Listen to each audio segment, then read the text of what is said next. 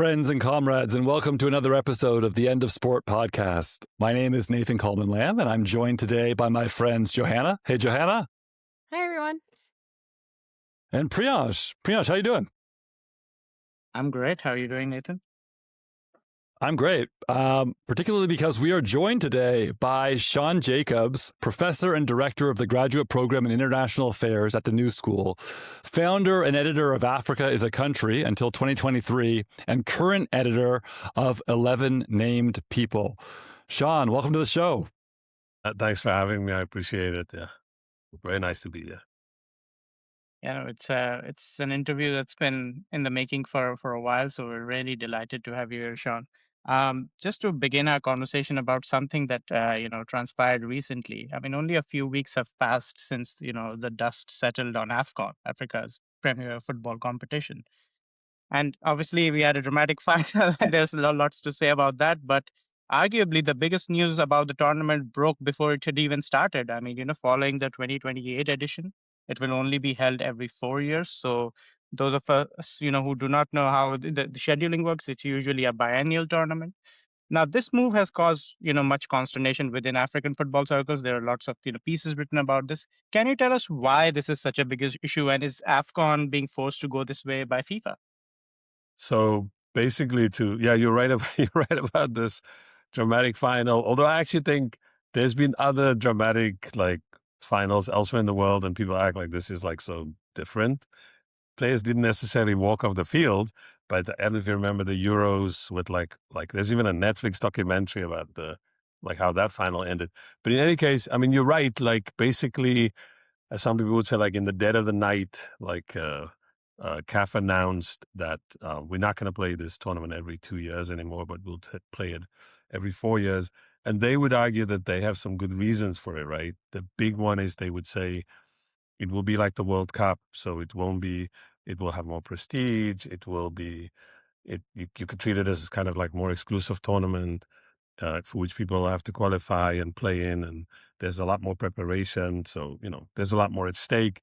And the main thing which they always throw at us is to say it's going to reduce the fact that a player doesn't have to fight with their club, particularly a European club, about leaving in the middle of the season to go to this month-long tournament and playing this tournament. And I know that a lot of the noise mostly comes from the Premier League.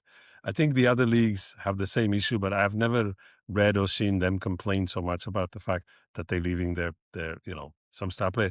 It is true, though, that the best players from Africa, Salah, and a couple of others, they play in the English Premier League. So there's a lot of money in that league. There's a lot of investment that goes into these players. And so they say we're losing the players. So this is where this argument comes from, which is all you're doing is you're doing this because you're trying to please the Europeans. But I'll get to the negative stuff in a minute. The other one is if you then move this thing from January to the summer, then it solves your scheduling problem. So just in a positive way, it's going to it will mean you can actually run the tournament and everyone else is not playing. I mean, except some people might tell you footballers are now playing the whole year. They're just playing the whole 12 months. Fourthly, they said we're going to replace it with this thing called the Nations League. So this is, again, kind of copying Europe. Every year there's going to be this tournament. Everybody can play in this tournament, this other tournament, and then you play the AFCON every 4 years. And then they kind of said, finally, it means we can develop infrastructure, we can have better infrastructure, it could be, it's an attempt to have better infrastructure. But I think the main thing is, of course, to say it has better value, in terms of the prestige of and secondly, we can solve this problem of Europeans complaining about this tournament. I think what they have not realized is in the interim, this tournament has grown, its importance has grown, its value has grown. I saw a stat the other day that it's the second most important continental tournament after the Euros. It's bigger than the South American one, the CONMEBOL. What is it called? The Copa America. Yeah. It's definitely bigger than the Gold Cup. And it's also bigger than the Asian Cup, even though the Asian Cup has way more money, way more like like it looks more slick when you watch the Asian Cup, which is basically being played in Qatar now. It's harder to qualify for this thing. And the negative stuff comes when people say you have all these smaller countries that never, well, I'm not going to say never, they might. Capo Verde just did. But it's really hard for a small country in Africa to qualify for the World Cup. But it's easier for, say, a Mozambique, Tanzania, Sierra Leone, or I know they're if they watch this, some of their fans are going to hate me for claiming this, or a Gambia, for example, that has like incredible youth players playing in Italy, but cannot like sustain a campaign to go to the World Cup. So this is like their biggest stage. And when you watch the AFCON, you can actually feel it. You can see it. I mean, the one before this in Cote d'Ivoire, and then before that in Cameroon, you got that sense like when these small countries were upsetting the bigger nations, like say beating in Egypt or beating a Tunisia or whatever, that it mattered. Like it mattered. And I think one other last quick thing is, it also CAF gives a lot of money to like these national associations, and as I understand it, the bulk of the money that an association gets comes via CAF. And if you now say we're only going to do this thing every 4 years, that's less money for these smaller countries. It also means, and this goes back to this whole Morocco thing, you're now going to only start having this competition happening in these like big countries that can afford it, which means you're going to rotate it between South Africa, Morocco, maybe Egypt, and then you're going to go to these countries that are authoritarian and that can at the whim like organize a competition. So for example, like you don't need to go through a parliamentary process in Equatorial Guinea or, like a one-party state. So it's much easier to like organize a competition in one of those countries. And which means this competition that's coming up for the next AFCON, this 2028 AFCON in East Africa, Tanzania, Kenya, I think Uganda, they're not getting any of these big competitions anymore. And I think the other last thing is Motsepe, who's Patrice Motsepe, who's the president of CAF, and Africa's first like US dollar billionaire. Like, I mean, like, he's in Forbes and all that. So he presents himself as this kind of altruistic person who cares about the game. He doesn't have to be corrupt. But of course he has his own, I think he has his own ambitions. Maybe to become the first African president of CAF. He also wants to be, I heard the other day, become the president of South Africa. His brother-in-law is the current president. And so there's also his own ambition. There's lots of stories about this. Josimar, I don't know if you know this publication out of Norway. They've run lots of exposés on like his relationship to Gianni Infantino and whose interests he might be serving allegedly, so I don't get sued. So there's a lot of, that's all at play here. And you saw that the confrontation between him and the Nigerian journalist at a press conference. I mean, I would recommend go watch this little clip. Went viral, where you can see that there is a lot of anger and unease about this move. Thank you so much for such a thorough answer and kind of connecting to the authoritarian comment, right? We know that at least 9 African teams will be featured at the World Cup, and we're hoping this will be kind of another landmark tournament for African football after Morocco's success in 2022. We want to talk a little bit about kind of boycotting and the role of African media, what role they can play in that.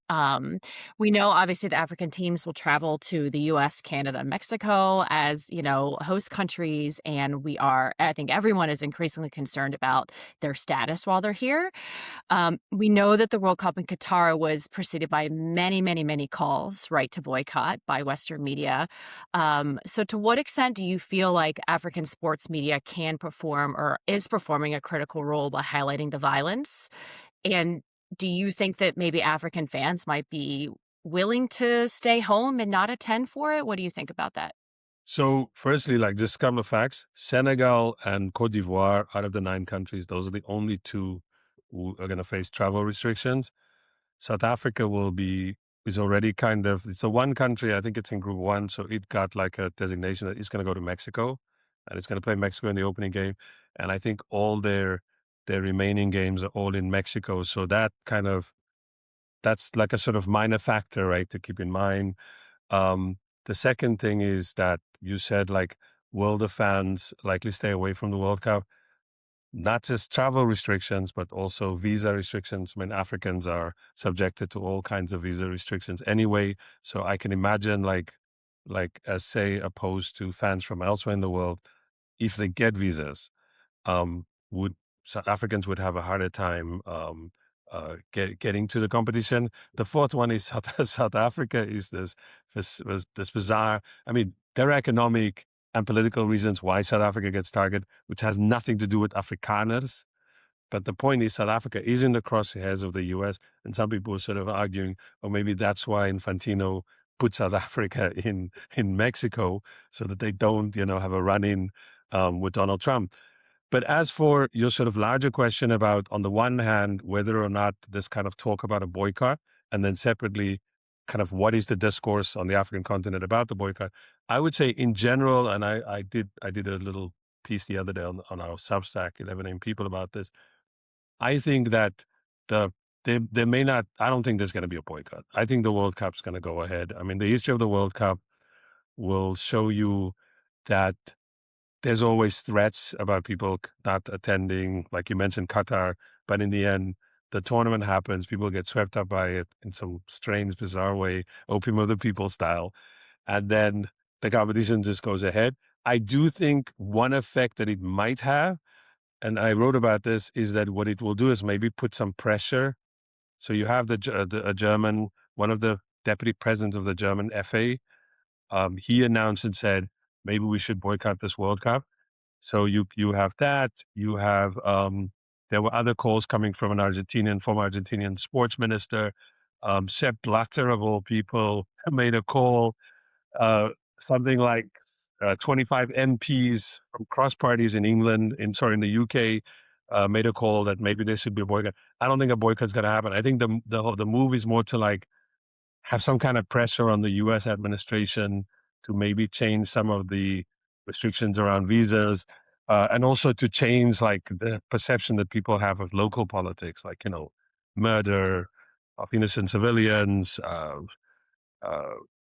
paramilitaries running wild, arresting people. So in that, I think that's the main way that's going to affect it. As for journalism, I mean, again, here I'm going to be pilloried what I'm going to say about the journalists. I think they were occupied so much with AFCON, the last month. Even Africa is a country which I used to edit. Props to them, great coverage on AFCON. But I think they were so into this competition, it was a whole month sleepless, little sleep. All they're doing is covering this, as Priyansh just said, crazy competition that is issues around referees, issues around African identity, questions about why are there so many European coaches, whatever. Just that was preoccupying people. My suspicion is maybe in the next couple of months now, the whole World Cup thing will start to, as people get excited about the World Cup, maybe then people will start reporting about it. But I think up until now, I didn't get a sense that there's a debate.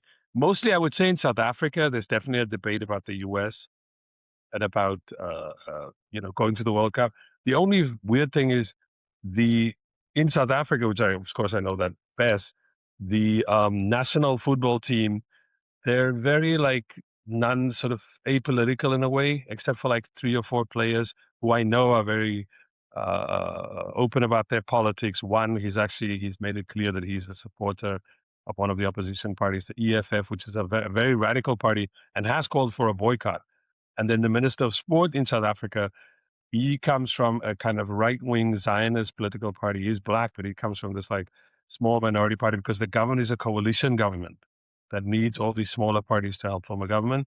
I know that he's an admirer of Trump, so I'm not suspecting him to call for a boycott. And then many of the other African countries, they've gone, delegations have gone and met with Donald Trump about trade, investment, foreign relations.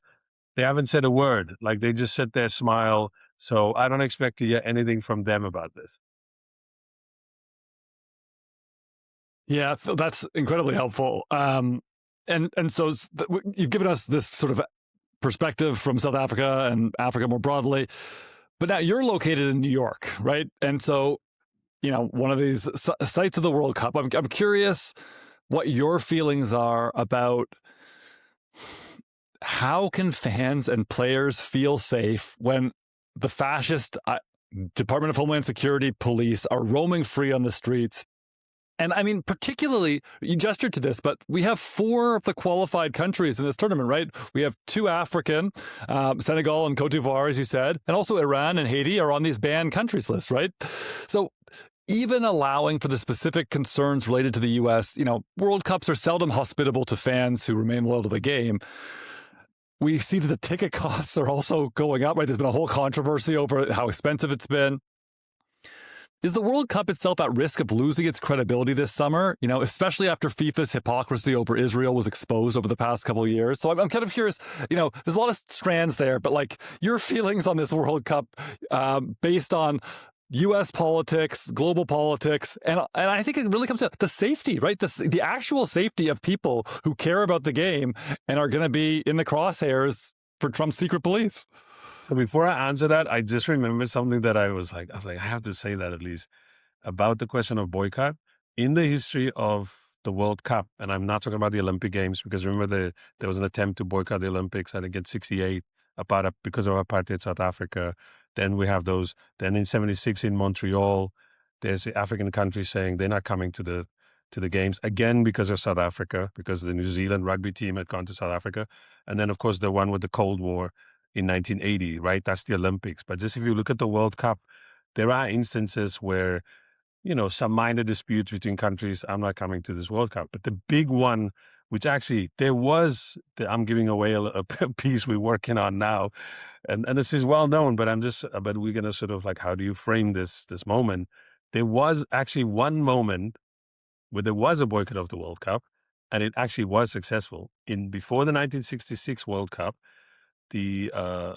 up until that World Cup, for that World Cup specifically, Africa did not have a direct qualifying berth. Like it couldn't just it wasn't like Africans play amongst each other. Of course, they were given like one spot. I think there were like 16 spots. Europe got 10. South America got like some of what remains. And I think CONCACAF got 1. And then the Africans, Asians, and Oceania had a whole playoff thing. So one of them went to the World Cup. And Kwame Nkrumah was like, hold up, these newly independent African countries, we're not going to that World Cup until they give us a direct berth in that, like a spot. Like I keep saying the word berth, BRTH. I don't know why I'm using this like old school word, but like one spot. Sorry, we get one spot. And so because they stayed away from that World Cup, now, people remember this is the World Cup of Eusebio, who's African and all that. But what they forget is like African teams weren't there. Ghana was an incredible team at the time and had to forego going to this World Cup. And of course, by the next World Cup, I think it was Morocco who went as the direct qualifier from Africa to that World Cup. So it's not impossible to not have a boycott of the World Cup. I'm just not sure if that level of political commitment on the part of both like players and fans exists. I mean, Ghana is in this World Cup. Ghana is like a very different Ghana, right? It's not a Pan-Africanist, politically committed. Again, I'm going to be like, if some Ghanaians listen to this, they're going to come for me for that, but I'm just going to say it. So I think it's harder to pull that off now. But yes, there was a moment when people boycotted the World Cup and it actually was successful. And there was a campaign around a specific country, which was South Africa, throughout the late 60s, early 70s that resulted in something like there was a positive result. It did change sports politics. Now, as to your question, I mean, it's like whiplash. It's like you can't get out a coherent answer, I think, to what you're experiencing. Like if you read the summary of kind of what has been going on in the U.S. for I don't know, it's like the last 6 months or the last month, you are sort of wondering who wants to come and have a World Cup in a place like that, right? Like who would now? I know you were going to ask me at some point about Mamdani. It feels very different to be in New York City, though.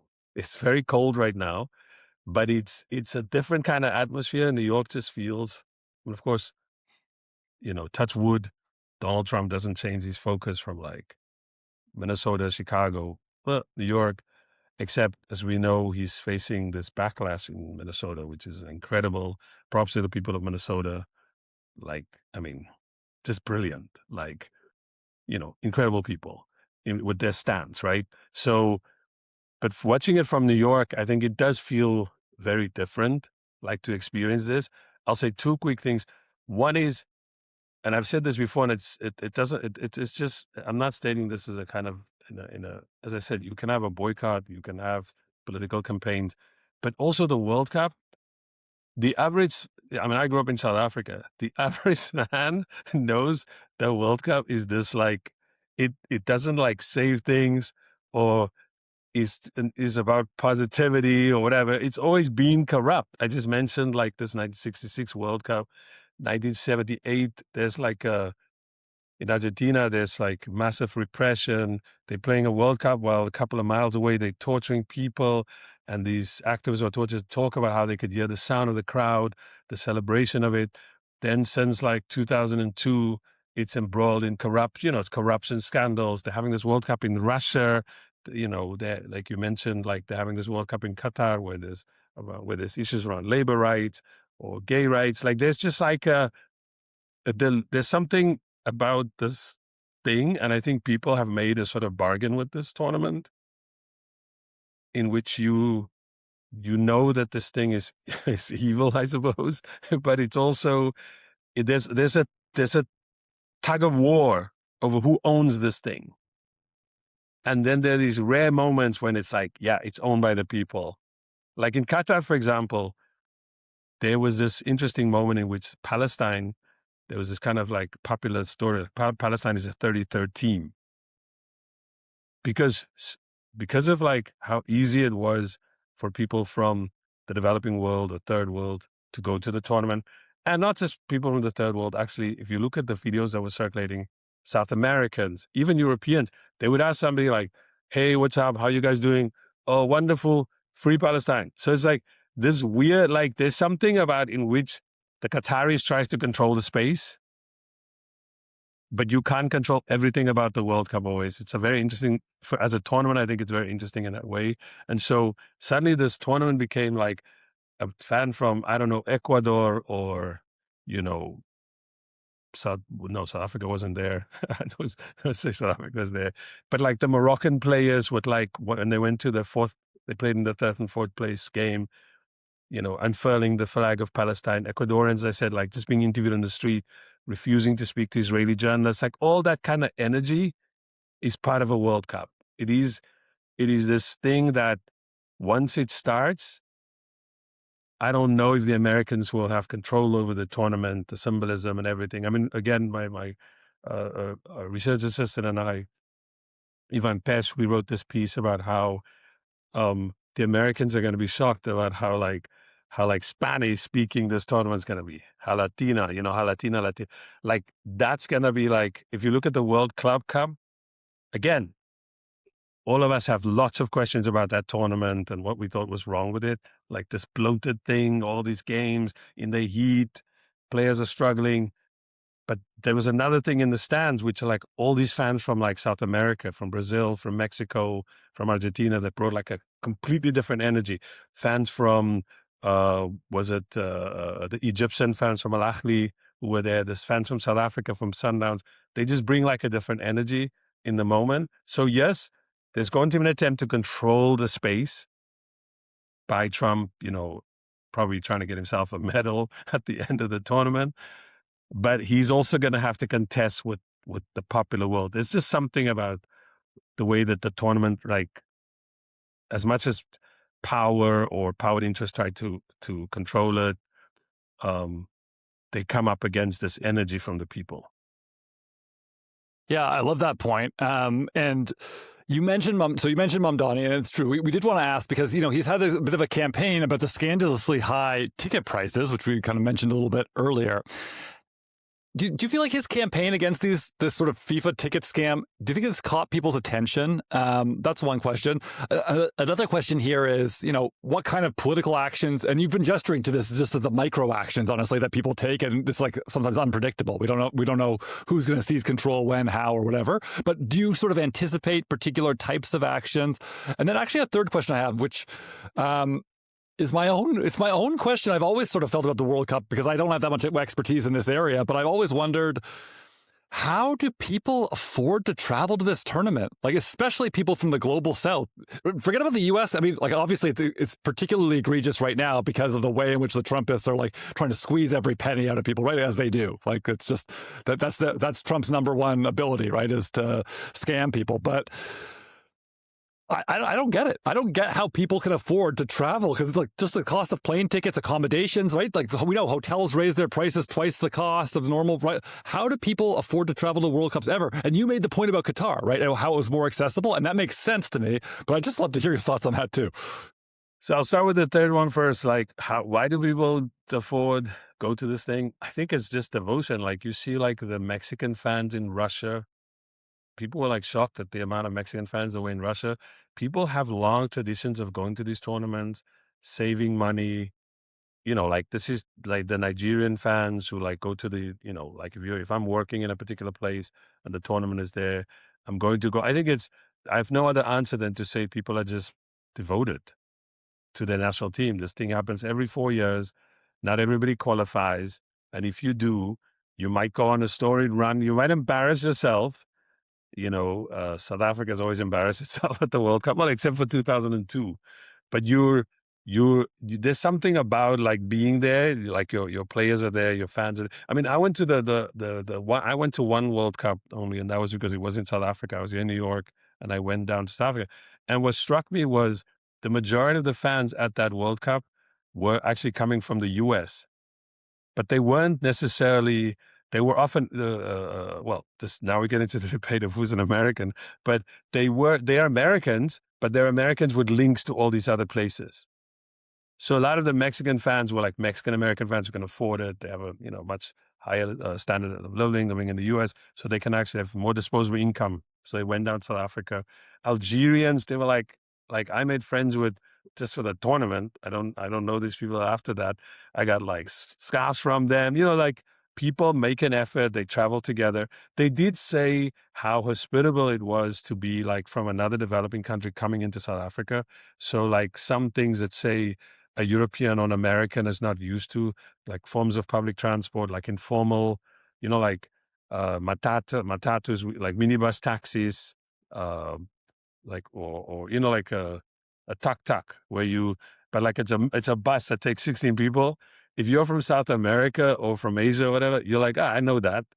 It's not a shock to be in that sort of situation. So in that way, you found those fans were more at home in that situation. But I will say this. So Qatar, I saw something like yesterday, Qatar had a tier for tickets for domestic. And of course, there's a large expatriate population, etc., that I think costs like something like 10 to 15 bucks. South Africa also had a 2-tiered system, which is people from the first world, people from the third world paid a different kind of ticket. I think Brazil did the same. And I saw a number that it was kind of between sort of like $15 to $20 or $25. So that's not happening with the US World Cup as it stands, right? As it stands, it's this, what is it called? Dynamic pricing, I think it's like depending on whether there's a demand, the price goes up. If there's not a demand. So they'll claim they did that in the World Club Cup, where there were some matches where they said the ticket was going to be $200. And then they realized at the last minute, nobody's coming. I think it was Chelsea Flamengo, a couple of other games. And then they made it like, my son went to some games like that at MetLife, where the tickets were suddenly like, $20, $40. So hopefully, if that happens, then it will change kind of the way you think about affordability. You think about this question yourself, like, how are all these people going to World Cup? I think we will just go anyway, regardless of cost, because it's this, this thing you remember. It's this connection you make. My brother and I went to I think about 5 games in South Africa, and it was incredible just to hang out with your brother, talk about football with your cousin or whatever. that's, I think, what it is, what makes that story. Now, as for Mamdani, it sounds like I'm going to be negative. No, I'm not. I think Mamdani, because he's a fan himself. Like Mamdani is like he's a football fan. He's an Arsenal fan. I mean, you've seen those videos where he's like almost crying when Ian Wright is FaceTiming with him, and I think Hector Bellerin or something.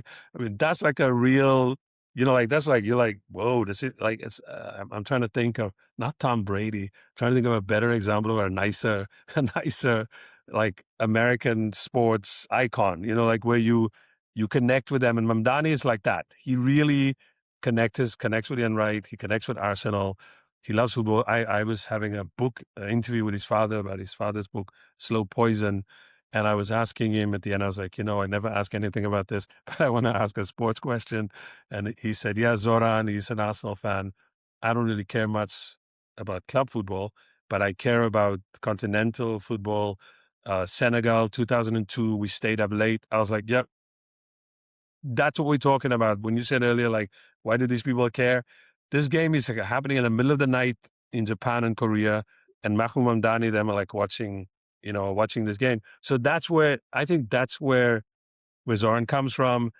What other mayor has held watch-alongs at at the official residence? He's done that for the AFCON final. I think he was in a restaurant somewhere. Maybe I'm overstating it, but he did. He cares about football, and I think the campaign he's done it looks real. I mean, as a real fan, he actually mentions all these things about these domestic pricing, set asides for local fans. Like he's very aware of those kind of things. And I think to go back to your question about ICE, there is a sense in which his administration, I think he's going to disband this one. He's trying to disband this one police unit that had been arresting people protesting ICE. So from that perspective, I think it's a real campaign. Now, whether it will be successful, that I can't predict, because he's up against this kind of regime of Gianni Infantino, who every indication is it doesn't care much for fan sentiment. It seems all to be about the making of money. Now, as for actions at the stadium, American sports, I think, is like feels very different when people make actions. I mean, there were actions early on. I remember there were lots of actions around, well, not early on, but in the last couple of years around Gaza. There were actions at like basketball games. I remember there were some in Houston. I know there were a few in Brooklyn at the Brooklyn Nets, which is a club that has really close ties with some Israeli clubs, where people either protest outside or somebody unfurls a banner, and they get removed. It's going to be interesting, like how that happens in like a big, massive stadium.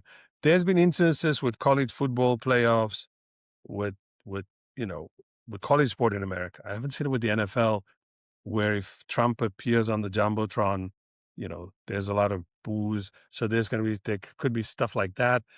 It would be interesting if some players like show some kind of protest, like, I don't know, like in the AFCON, for example, the DRC team at the last AFCON in Cote d'Ivoire, they refuse, I think, to face like in a particular direction when an anthem was played. So there's those kind of protests that might happen. But it is also true that in American sports, even with its own players, like there's a long history, like whether just the MLS, for example, the MLS always gets this kind of picture of progressive, like it's a progressive, institution relative to the other ones. But they also take ads from the military. They have all these same celebrations on the field. And I think it also extends to the women's game, like all the kind of, how they were, the reaction to some of the women players when they also like said, I'm going to kneel and not stand for the anthem. So it's a very conservative, the American sports, I think, is very conservative. And I don't know, I can't predict like whether anything of that nature will happen at stadiums yet. Yeah, I mean, just even thinking back, to what fans can do, and Nathan's question about how do people even make this trip. I so in my previous life as journalist, I covered the World Cup in Russia, And I still remember sitting late at night at this bar and with this family from Panama who had qualified for the World Cup for the first time. And they were sharing with me stories about how they had loaned out their refrigerator and TV to be able to make that trip. So, that's the dedication of football fans. It really blew my mind. I still remember this awkward moment of them trying to recount the day when Panama qualified, and this man just starts crying in front of me, an absolute stranger. Those are the things that you remember about a World Cup, and you start thinking, especially about what is the emotion. How can there be a World Cup for the people? Just to go back to what Sean was saying earlier. Uh, I mean, just to connect two dots that Sean, that you've mentioned. This one is question about what role does the media play in trying to bring issues to light. Obviously, we went through a whole cycle of when the media was hugely critical of what FIFA was doing, especially in how the bids played out. Uh, the way in which this tournament in the US, Canada, and Mexico has been seen, I mean, there's a shift in tone. Um, you yourself have started a new platform, 11 named people. It's a space for exploring the politics and culture for sport, and it's also dedicated to make fans think about the world in which their favorite sport exists.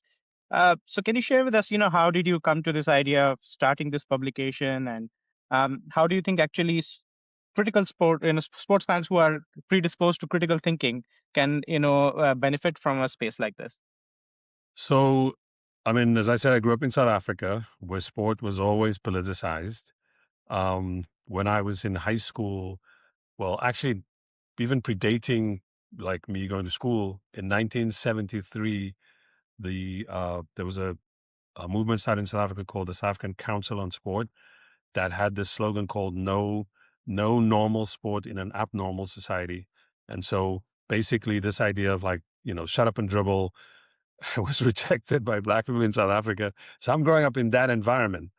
On television, there's like white sports that is all about the connection between the state and white kind of political identity, particularly African identity, like their success as a race is associated with their success on the rugby field.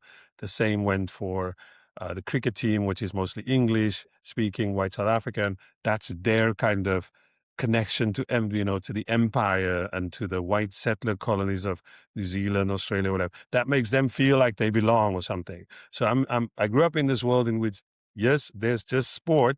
High schools, like by the time I go to high school in the 80s, it's just sport, right? Like by the mid 80s when I'm in high school, and you're like, but it's just sport, but it's also we're very much aware that the sport is taking place like in this kind of political environment. So for me, that's my very first kind of connection. I'm also a fan of Liverpool. In football, I'm a fan of Orlando Pirates, a South African club, which, despite its name, I like teams from coastal cities because I'm from a coast. But Orlando Pirates is an inland club from Johannesburg in South Africa, ironically.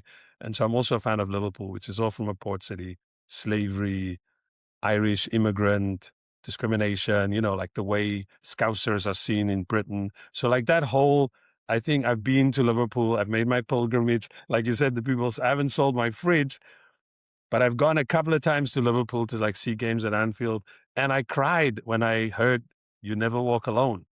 Like in the stadium, I was like overcome by emotion of it. So I understand that like sports in the great, like to quote somebody else, what's his name? CLR James, right?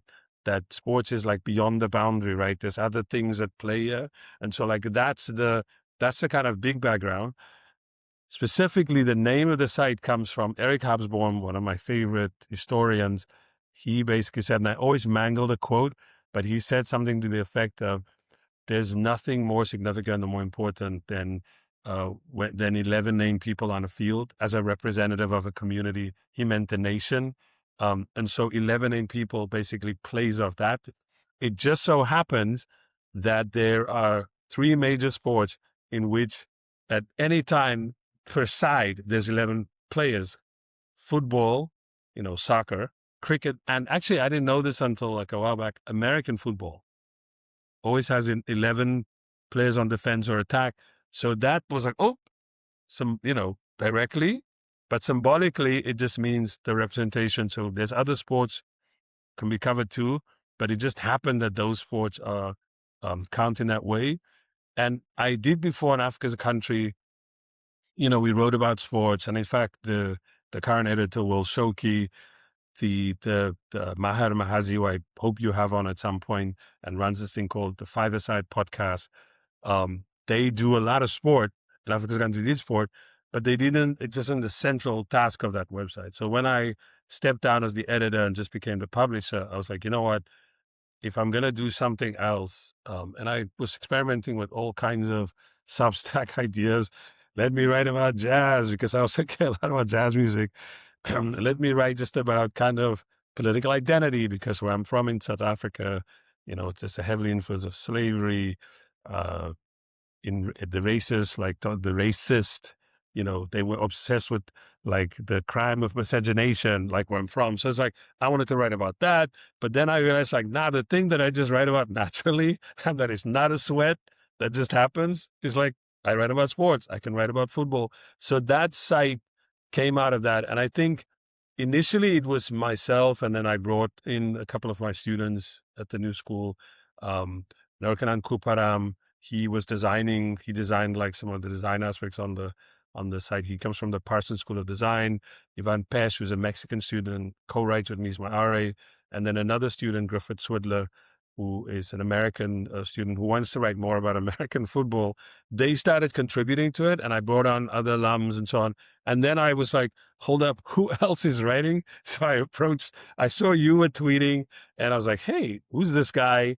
I don't know if you were like, why is this guy DMing me? But I was like, that's my experience from like running Africa's a country. And I just started approaching people. So right now I am trying to be modest about it, that it publishes 3 times a week, that, it's very centrally kind of controlled by my sort of whims and the things I'm interested in. But I think over time, hopefully it can grow to the same way that Africa's a country is growing. I think what I'm trying to achieve is, I don't want just like another halfway house filled with like, X's and O's or predictable takes on stuff. I think that's just like, that's there. There's tons of that. Mainstream media does them, The Athletic, The Guardian, whoever, they will cover those things. There's loads of other Substacks who just covers like the regular stuff, like the most obvious thing about a thing. And what I hope that we can do is like say something else. Like, for example, right after the end of AFCON, my take was more, there's 2 sides you have to think about. One is you have to think of Motsepe's own kind. I was going on about Motsepe's ambitions and CAF's, like he's as a political figure, this was his like crowning glory. It all went Pili Tang, as the Brits would say at the end. And on the other hand, Morocco. This is part of Morocco's, soft power politics, part of its own way to deal with its own internal contradictions, team selection, dealing with protests. So for me, that's what I would like to achieve with this. Things that I would like us to do more regularly is run like a regular feature just on clubs. We call it Culture Club. So if you're old, you're like, I've heard of that band. Culture Club, take me to your leader. What's the matter with? Like just some playful things to kind of like expose people to like, what's the matter with Christy Coventry? It's one that I would love to like have somebody write about, because I think she was in Mugabe's government. A lot of people, Emerson, Mnangagwa, Mugabe, ZANU. She was in the ZANU sports minister, which I know is a kind of, we just hand the sports minister to somebody. But watch her how she talks about any crisis. She always picks the safest route. There's no confrontation on her path. So something like that, I would like to have people write more on, like, what's the matter with X or Y or Z, Culture Club, trying to take sometimes what are like very obscure there's one at the moment, Mauricio Potocino, which he's like telling a young Dr. Tim Weah. Timothy Weah, he's just supposed to play football and not be involved in politics. And then I love the internet. They dug up a clip of him talking to an Argentinian journalist and endorsing Javier Milei. So he was like, where was your like shut up and dribble then? So there's all these, but then that's for me, now you can stay with the like clickbait part, which is just showing that Pochettino's he's a piece of work and that he's full of contradictions. I'm more curious, like the whole Argentinian political setup, Argentina's football setup, and their links to politics. I think there's a bigger, interesting story there as to how does that play out in a kind of a third world country. Yeah. But yeah, I can go on and on about this, but this is sort of like where that comes from. Yeah. Amazing. And I know that we are a little bit short on time. I had like a kind of a long question about your understanding of kind of where we are in higher ed. In lieu of my big question, just wanted to get a sense of like, where do you think we are and kind of what do you make of it? I mean, we're facing as people know, I'm at the New School, which you can just go online and see like articles in the New York Times because it's a kind of institution in the city in downtown, and so obviously it has its own deficit problems, financial problems. It has it deals in this kind of climate of Trump, in which foreign students find it harder to get visas to come to the U.S. That affects enrollment. Like all schools, we all suffered with COVID. I think there's also like what AI is doing. Like we still coming to terms, I think, with like the popularization of knowledge, but in like a bad way. That okay, I won't say them because they don't sue me. But you know that thing where people go on YouTube and they give talks. I think that kind of knowledge, that sort of like, let me explain everything by this one thing. People thought, oh, I don't have to go to university anymore. I can just like, learn this stuff by the internet. No, it's true that there's a democratization of like knowledge that is good. But it also meant like unverifiable knowledge, like every podcaster from Joe Rogan to whoever who says, I don't read a book. Like that's now people's source for information. Some kid will come to class and, quote from those websites. But I do think, the university is definitely under stress in the US. I mean, from funders, from donors, from organized political interests, representing states, representing corporations. It's made it harder for universities to cope. And like small universities, like small kind of liberal arts schools, like the New School, I think it's much harder for schools like that to exist, like in this particular moment of years. So when the only schools that seem to do well, I don't know, I'm not trying to impugn your own schools, but it seems like it's these like schools with these massive endowments, like these old, like really, really rich liberal arts schools in the US that seem to, they're also making some cuts, but it feels like them. And ironically, state schools. It turns out, after all, that education is a public good. Like your colleagues at the public universities seem to be they have a better response, or like there's a better way to cope with these kind of crises that I think small schools, and I said, go read the New York Times, I don't know why I gave them a plug. Small schools like the New School have to like struggle with, yeah. Yeah, no, absolutely. I mean, honestly, Sean, there's always so many things to learn from you, just from your writings, and we didn't even get a chance to talk about South African cricket and Babauma, but we're going to let you go at this moment. But really, thanks for coming on to the show. Yeah, it was great to learn from you, about the situation in African football, World Cup, and obviously we finished talking about the crisis in higher ed. Just wanted to, express a gratitude for, bringing us your thoughts and ideas, and yeah, hope to, have more conversations with you in the future. Yeah, and thanks for having me. I could see Johanna is like shaking her head about Christy Coventry. Maybe she'll write something about it. But thanks, and I appreciate for having me. We didn't even talk about Socrates, who's like, for me, that's my favorite footballer of all time. But anyway, This was great. Hopefully we can talk again. I appreciate it. Yes. Yeah. Thanks for having me. Absolutely.